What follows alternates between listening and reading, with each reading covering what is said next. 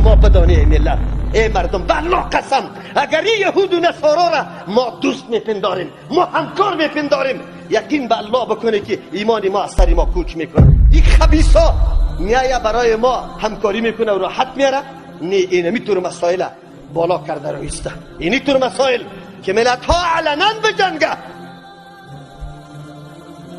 روزانه ایمانات تبا میشه، کسی از اسلام داد نمیزنه، کلگی از سمت و از زبان.